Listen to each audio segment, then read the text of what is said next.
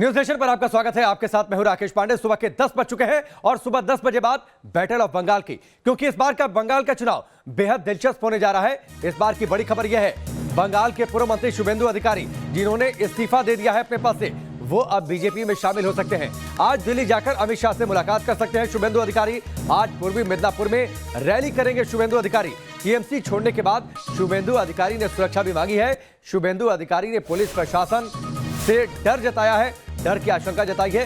बंगाल के राज्यपाल ने यह भी कहा है उचित कदम उठाएंगे और राज्य में सब चीजें व्यवस्थित हो, इस बात को सुनिश्चित भी करेंगे। लेकिन बड़ी खबर यह है, आज अमित शाह से मुलाकात हो सकती है शुभेंदु अधिकारी की। 50 से ज्यादा सीटों पर प्रभाव है शुभेंदु अधिकारी का और ऐसे में उनका बीजेपी में शामिल होना बीजेपी के लिए बड़ा तुरुप का इक्का साबित हो सकता है। और शुभेंदु अधिकारी वो नेता है जिन्होंने लेफ्ट दलों को बाहर करने में राज्य की सत्ता से बड़ी भूमिका निभाई थी और इसी उनके योगदान को देखते हुए टीएमसी में उनका कद बढ़ता चला गया था। लेकिन पिछले चुनाव से लगातार मनमुटाव बढ़ता जा रहा था और इसी मनमुटाव का एक तरीके से फायदा बीजेपी ने उठाया। शुभेंदु अधिकारी ने अपने पद से इस्तीफा दे दिया है और अब आज अमित शाह से मिल सकते हैं, इसके बाद बीजेपी में शामिल हो सकते हैं। আমি যা পারি মিথ্যে কথা বলে যাই, কুৎসা রটিয়ে যাই, বাইরের গুন্ডা এলাকাকে দখল করে যাই আর মিষ্টি মিষ্টি কথা বলে ভোট আদায় করে চলে যাই।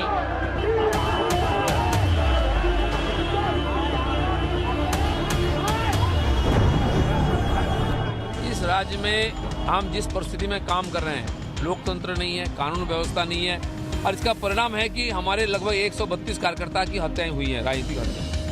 विधानसभा में जाकर विधायक के पद से इस्तीफा देकर तृणमूल कांग्रेस और ममता बनर्जी के बेहद करीबी शुभेंदु अधिकारी ने ये तो साफ कर दिया कि आने वाले दिनों में वो अपनी राह बदल रहे हैं। लेकिन आज शुभेंदु अधिकारी दिल्ली आ रहे हैं और शुभेंदु के बीजेपी खेमे में जाने की सुगबुगाहट ने बंगाल में अपने सबसे मुश्किल चुनाव का सामना कर रही ममता दीदी को तिलमिला दिया है। আমি বড় বা ও বড় কোনো প্রয়োজন নেই।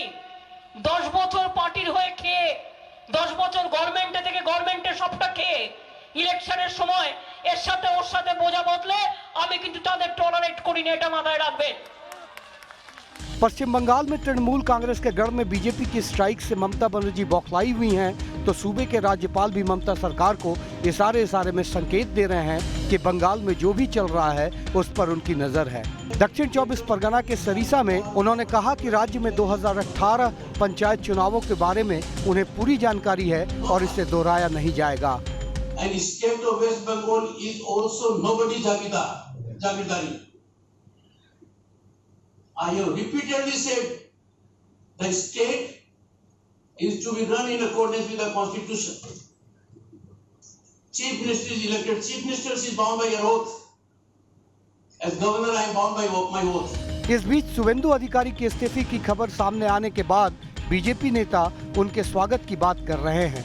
হয়তো আপনারা যেটা বলছেন সেদিকেই গতি প্রকৃতি যাচ্ছে। শুধু শুভেন্দু বাবু নন, পার্টির মধ্যে এরকম অনেক সিনিয়র লিডার যারা পার্টির প্রতিষ্ঠা থেকেই আছেন, যাদের যোগদানে পার্টি এতদূর বিকশিত হয়েছে, ক্ষমতা এসছে, তারা পার্টি ছেড়ে চলে যাচ্ছেন। তার মানে বুঝতে হবে টিএমসির মধ্যে কিছু গন্ডগোল আছে। মমতা ব্যানার্জি এর জন্য বিজেপিকে দায়ী করছেন, আমাদের কোনো দায় নেই, আমরা আমাদের কাজ করছি। तो शिशिर काका मत दिए हैं तभी शुभेंदु आ रहे होंगे।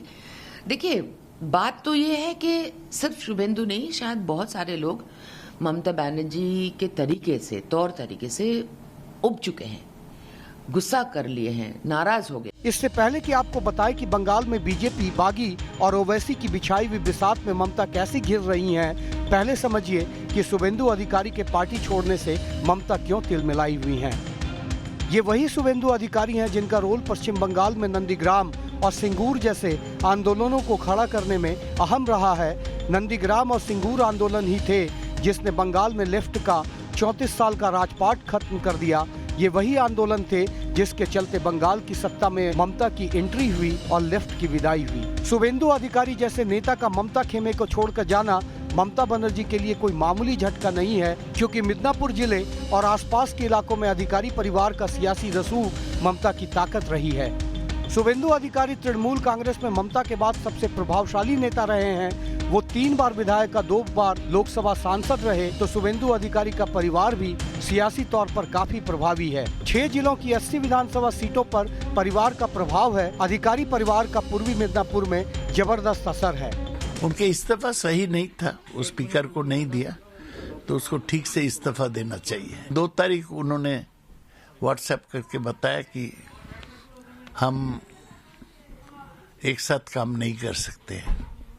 उस दिन हमने अनाउंस कर दिया कि हम शुभेंदु से और बातचीत नहीं करेंगे, क्लोज चैप्टर है। लेकिन 10 साल के बाद अब शुभेंदु अधिकारी तृणमूल कांग्रेस और मुख्यमंत्री ममता बनर्जी से अलग राह पर चलते दिख रहे हैं। और तो और शुभेंदु अधिकारी के टीएमसी छोड़कर बीजेपी में जाने की स्क्रिप्ट करीब करीब लिखी जा चुकी है। Team news nation. शुभेंदु अधिकारी का जाहिर सी बात है, इस रिपोर्ट को देखने के बाद आपको यह पता लग गया होगा कितना बड़ा झटका ममता बनर्जी के लिए। बड़ी खबर यह है कि शुभेंदु अधिकारी के प्रभाव वाले क्षेत्र में टीएमसी ऑफिस भगवा रंग में रंग दिया गया है। तृणमूल बिजनेस ऑफिस का नाम शुभेंदु सहायता केंद्र कर दिया गया है। पुरुलिया, पूर्वी मिदनापुर और नंदीग्राम में दफ्तर के रंग बदल दिए गए हैं। शुभेंदु के समर्थक टीएमसी से बगावत कर रहे हैं, तो ये बड़ी खबर है। पूर्वी मिदनापुर खासतौर पर जो पूरा प्रभाव वाला इलाका है शुभेंदु अधिकारी का, वहां पर यह बदलाव देखने को मिल रहा है। और उस बदलाव के बाद इस बात के कयास पूरे जोर पर हैं कि आखिरकार अब शुभेंदु बीजेपी में शामिल होंगे। यह तस्वीर आप देखिए किस तरीके से यह भगवा रंग में रंग दिया गया है। शुभेंदु का इलाका है पूर्वी मिदनापुर जिले का काथी, वहां पर यह दफ्तर है और इस दफ्तर को नाम दिया गया है शुभेंदु बाबू सहायता केंद्र। विकास हमारे साथ जुड़ चुके हैं, सीधे उनका रुख करते हैं। विकास, ये दफ्तर की तस्वीरें भगवा रंग में रंग दिया गया है। शुभेंदु अधिकारी का जो ये दफ्तर है, कहा यह जा रहा है उनके समर्थकों की ओर से कि भगवा रंग त्याग का प्रतीक है, लेकिन असल में यह प्रतीक है कि बीजेपी में वो शामिल होने जा रहे हैं। शायद 1 या 2 दिन में इसका औपचारिक तौर पर ऐलान भी हो जाए।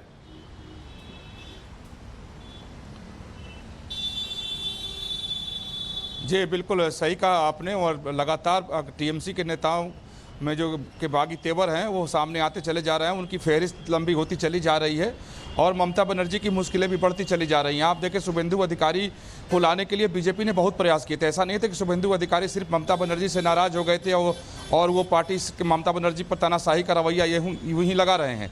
जब उन्होंने बीजेपी में अपने आने का रास्ता साफ कर लिया, उसके बाद जाकर के उन्होंने अपने बगावती तेवर को सार्वजनिक किया कि वो अब दुखी हैं और आरोप लगा रहे हैं। हालांकि उनकी तरह से कई सारे नेता हैं जो ये आरोप लगा रहे हैं कि ममता बनर्जी की तानाशाही रवैये से दुखी हैं।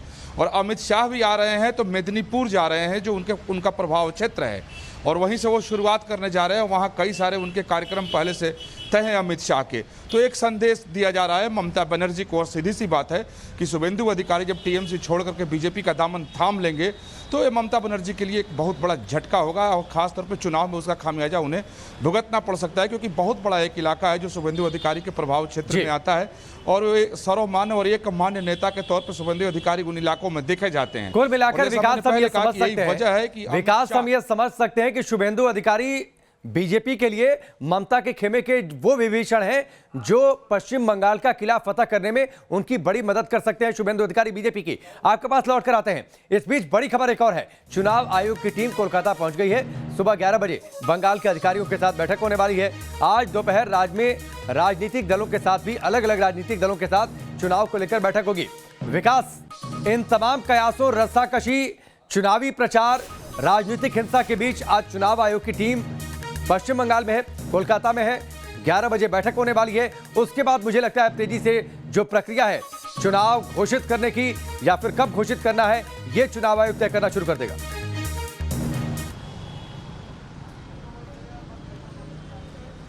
ये देखिए, अगर राजनीतिक दलों की बात करें तो वो लोग पहले से ही चुनावी मोड में हैं और यहाँ का माहौल जो है चुनावी बन भी गया है पश्चिम बंगाल की अगर बात करें।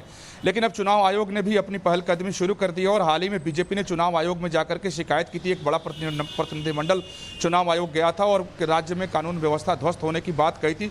साथ ही यहाँ के अधिकारियों पर, पुलिस पर, कर्मचारियों पर, सरकार पर बहुत सारे आरोप लगाए थे। तो अब चुनाव आयोग की टीम है और 11 बजे से बैठक यहाँ के ओबेरॉय होटल में होने वाली है, जहाँ वो प्रदेश के अधिकारियों के साथ पहले मंत्रणा करेंगे चुनाव आयोग के जो अधिकारी हैं और दोपहर बाद यानी भोजन के बाद वो राजनीतिक दलों को उन्होंने आमंत्रित किया है और अलग अलग राजनीतिक दलों से भी उनकी बैठक होगी। यानी चुनाव आयोग भी अब पश्चिम बंगाल में चुनाव की तैयारियों में लग गया है और कभी भी जहां चुनाव आचार संहिता विकास हमसे जुड़ने के लिए, पूरी जानकारी के लिए आपका बहुत बहुत शुक्रिया। आगे हम आपसे संपर्क करते रहेंगे।